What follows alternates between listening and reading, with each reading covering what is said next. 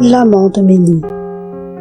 Dès ma plus tendre enfance, je portais en moi le poids d'une sensation extraordinaire, le sentiment profond d'être différente, comme si un univers parallèle s'ouvrait en moi. Mon histoire vous plongera dans le récit d'une aventure qui a marqué les premières lueurs de ma vie d'adulte. Une aventure d'une incroyable intensité.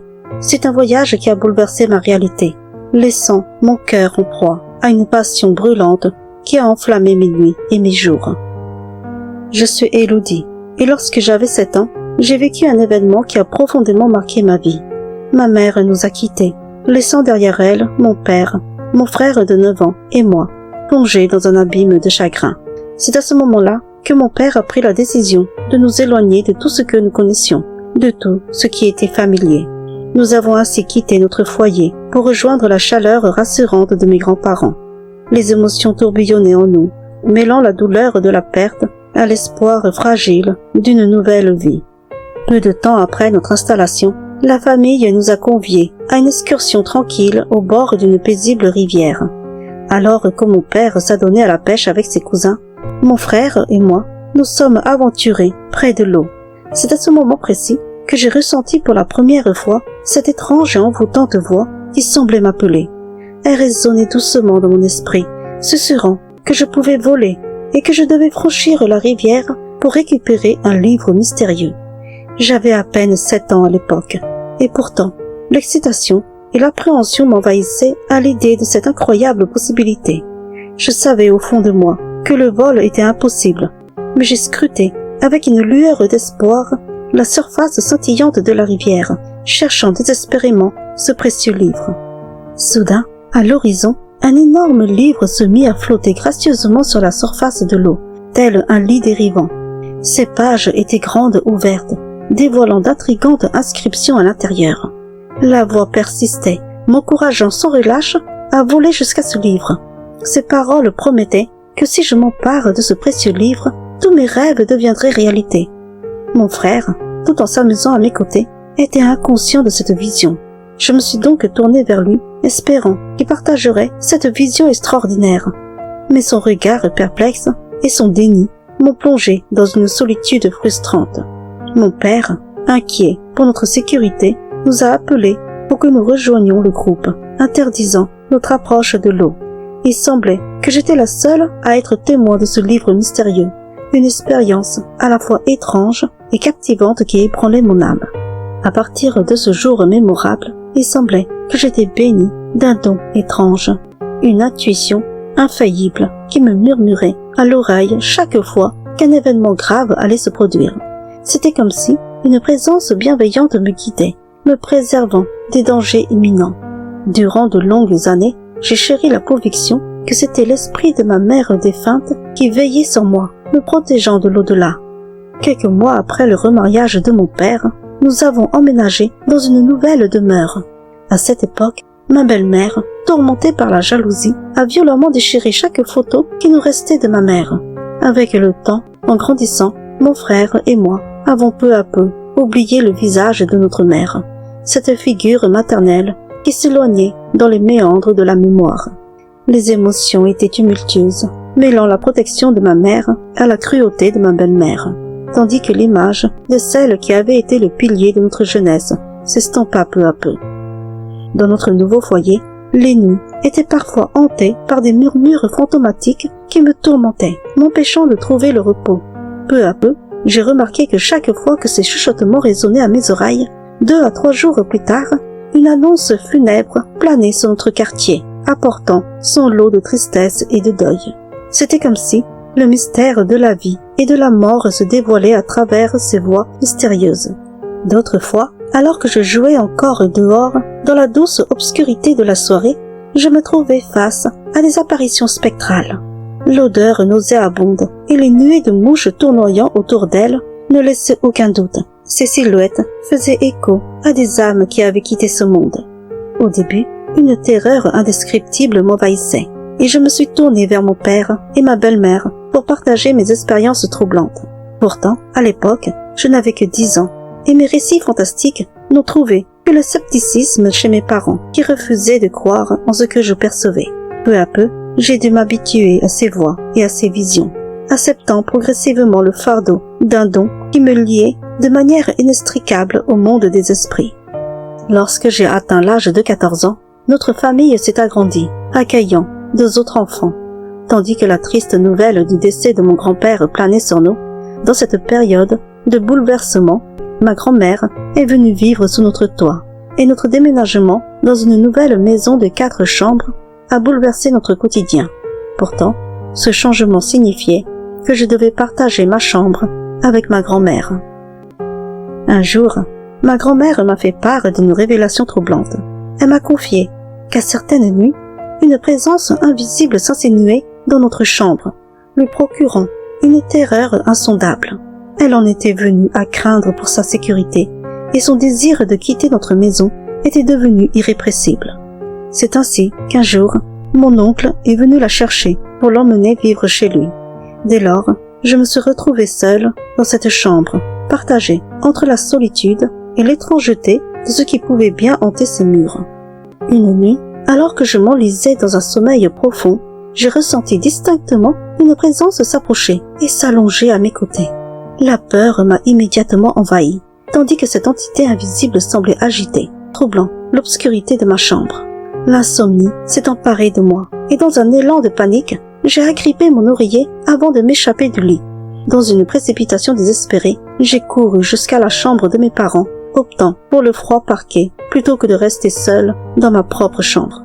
Mes parents, intrigués par cette soudaine intrusion, m'ont interrogée sur les raisons de ma venue. Tremblante, je partageais avec eux l'effrayante présence qui hantait mes nuits, mais leur incrédulité était palpable. Toutes les nuits, lorsque cette entité revenait, je me glissais donc discrètement dans la chambre de mes parents, trouvant refuge sur le plancher dur, avant de regagner silencieusement ma chambre aux premières lueurs du jour.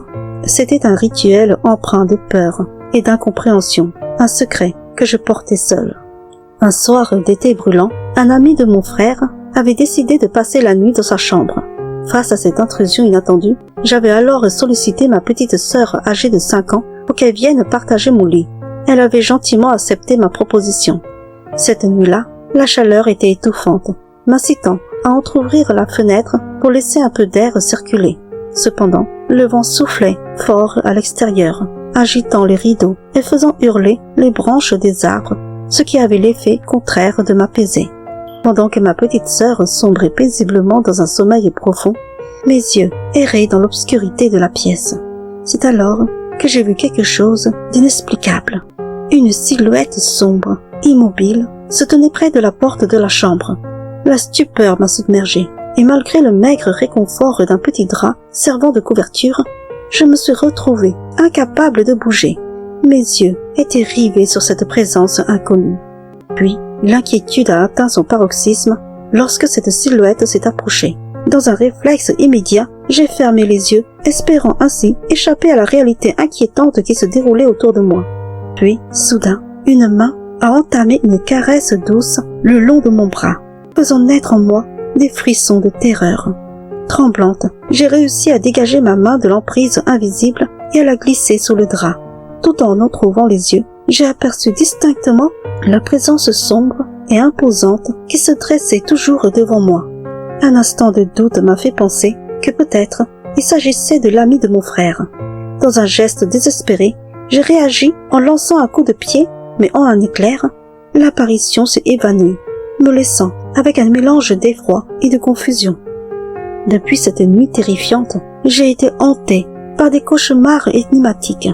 Dans ces rêves, je me retrouvais systématiquement plongée dans des lieux inconnus, engloutis par une obscurité nocturne, désorientée et perdue, errant sans repère. À chaque fois, au cœur de cette confusion oppressante, la silhouette sombre surgissait comme un guide improbable, m'indiquant la voie pour retrouver mon chemin. Et c'est ainsi que subitement, réveillée en sursaut, je me débattais avec l'angoisse de ces visions oniriques. Ces cauchemars se sont perpétués jusqu'à l'âge adulte, pesant sur mes nuits et assaillant mon esprit. Leur emprise s'est finalement atténuée avec le temps. Après mon mariage, j'ai quitté le foyer familial pour vivre avec mon mari. Mais une nuit, la silhouette sombre est réapparue. Cette fois, elle s'est glissée dans notre lit, s'installant à mes côtés. J'étais comme figée, mais étrangement, La peur qui m'assaillait autrefois avait disparu. Au contraire, cette nuit-là, j'ai partagé des moments intimes avec cette entité mystérieuse. Tout semblait incroyablement réel. Chaque sensation, chaque contact. Je pouvais ressentir la chaleur de son corps, son souffle, ses baisers, ses caresses. Peu à peu, il est devenu une présence constante dans mes nuits, un compagnon réconfortant dont je suis tombée éperdument amoureuse. Pourtant, ces moments de bonheur ont rapidement laissé place à de nouvelles visions troublantes. Les morts ont recommencé à hanter mes jours, chaque apparition étant un rappel terrifiant de leur présence. Chaque nuit, à la tombée de l'obscurité, je me hâtais de rentrer chez moi, cherchant la sécurité des bras de mon mari pour apaiser mes craintes. Puis, un week-end, en pleine journée, alors que les voisins en face semblaient se réunir pour un repas de famille, j'ai repéré une femme étrange en marge de groupe, solitaire et différente. Soudain, elle s'est tournée dans ma direction, et son visage semblait déjà marqué par l'obscurité. La panique m'a envahi, et je me suis précipitée chez moi. Ce n'est que le lendemain, en croisant le voisin, que j'ai appris le décès de sa mère. Cette expérience était d'autant plus effrayante car c'était la première fois que je voyais un mort en plein jour, un rappel inquiétant de la dualité entre les mondes. Durant une période de 7 longues années, j'ai enduré la terreur que m'inspiraient mes visions, mais j'ai continué à partager mes nuits avec cette entité devenue mon amant. Pendant ces années, j'ai donné naissance à 2 beaux enfants avec mon mari. Mais la 7e année, notre mariage a commencé à s'effriter. Peut-être était-ce en partie de ma faute, car je me refusais à lui certaines nuits, plongée dans mes propres tourments. Puis, un jour, mon mari a pris la douloureuse décision de divorcer pour s'installer avec sa maîtresse. C'est ainsi que je me suis retrouvée seule à faire face aux ombres qui hantaient mes journées. Sans la présence réconfortante de mon mari, la peur est devenue un compagnon constant. Même si je retrouvais mon amant la nuit, mes journées étaient toujours imprégnées de cette anxiété dévorante. C'est alors que la réalisation a fini par me frapper de plein fouet.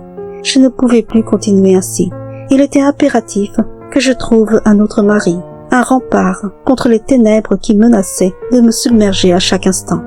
C'est pourquoi, un jour, j'ai croisé le chemin d'un homme extraordinaire, et c'est en un instant que j'ai été foudroyée par un amour profond pour lui. Après quelques mois de complicité et de tendresse, il m'a fait la plus belle des demandes en mariage. J'ai alors pris la décision de déménager pour partager ma vie avec lui, emmenant avec moi mes 2 enfants. Mon cœur débordait d'une passion incommensurable pour mon nouvel époux, et en retour, il me témoignait un amour sincère et inébranlable. Mais, d'une manière étrange, mon amant des nuits avait disparu, évanoui dans l'obscurité de mon passé. Il ne s'était jamais manifesté de nouveau. Peu à peu, j'ai laissé ce mystère s'effacer de ma mémoire. Et tout aussi surprenant, mes visions se sont éteintes, mes cauchemars se sont évaporés. C'était comme si j'avais été enfin libérée de ce fardeau qui m'oppressait depuis si longtemps. Avec le recul, je me suis demandé si l'amour avec mon premier mari avait été véritable, si notre relation n'était pas empreinte de disputes et de solitude. Avais-je attiré cette entité à moi par des émotions refoulées, par un besoin d'amour qui n'était pas comblé dans ma première union? Aujourd'hui, ma vie est comblée de bonheur aux côtés de mon mari, et nous avons accueilli un nouvel enfant dans notre foyer. De même, mon ex-mari a trouvé le bonheur avec sa nouvelle compagne. La vie a retrouvé une normalité qui m'était longtemps étrangère. 5 années se sont déjà écoulées, et durant tout ce temps, aucune vision, aucune apparition de l'entité mystérieuse n'a entaché mon existence. Les événements troublants de jadis demeurent encore un mystère pour moi, une énigme que je n'ai jamais réussi à élucider. En partageant mon histoire, j'ai cherché à comprendre si d'autres avaient traversé des épreuves similaires, si des âmes sœurs se reconnaissaient dans ce récit. Les réponses restent peut-être enfouies dans le silence, mais partager ces expériences a été pour moi une forme de guérison, une manière de faire la paix avec mon passé mystérieux et troublant.